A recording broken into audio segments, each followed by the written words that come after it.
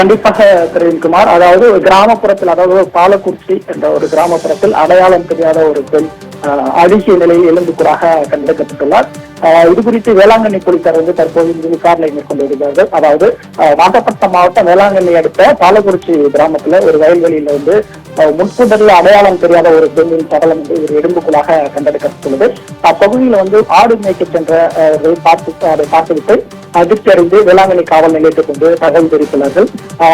தகவல் இருந்த போலீசார் சம்பவ இடத்திற்கு விரைந்து சடலத்தை பார்வையிட்டுள்ளார்கள். அதாவது சடலம் முற்றிலுமாக அழுகி எலும்புக்கூறாக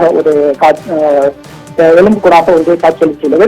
உடனே மருத்துவமனைக்கு எடுத்துச் செல்ல முடியாத ஒரு சூழலானது நிலவியுள்ளதால் உடனே சம்பவ இடத்திற்கு மருத்துவர்களை வர வைத்து உடற்குறாய்வு மேற்கொள்ள தற்போது நடவடிக்கையானது மேற்கொள்ளப்பட்டு வருகிறது.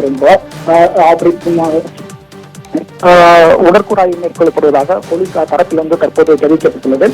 இறந்தவர் எந்த ஊரை சேர்ந்தவர் என்ற விவரமும் தெரியாத ஒரு சூழலும் தற்போது நிலவுகிறது. பெண் தற்கொலை செய்து கொண்டாரா அல்லது கொலை செய்யப்பட்டு தூக்கி வீசப்பட்டாரா என்ற கோணத்திலிருந்து போலீசார் தற்போது முதல் கட்டமாக விசாரணை மேற்கொண்டு வருகிறார்கள். மேலும் சடலத்தின் அருகே பெண்ணின் ஒரு பெருக்கும் கழுத்துல ஜபமாலையும் இருந்ததாகவும் போலீசார் தரப்பிலிருந்து தெரிவிக்கப்பட்டுள்ளது.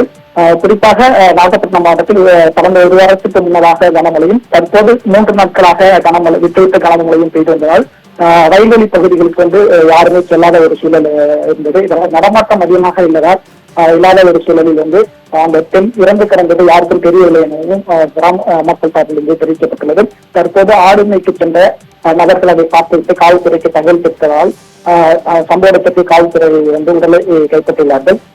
இது குறித்து காவல்துறை தரப்பிலிருந்து முதற்கட்ட விசாரணை தொடங்கியுள்ளார்கள். அதாவது நாகேரி வயல்ல ஒரு பெண்ணின் உடலை அழுகி எலும்புக்கூறாக காட்சியளித்தது அந்த கிராமப்புறத்தில் ஒரு பரபரப்பையும் அந்த கிராம மக்களுக்கு ஒரு அச்சத்தையும் ஏற்படுத்தியுள்ளது.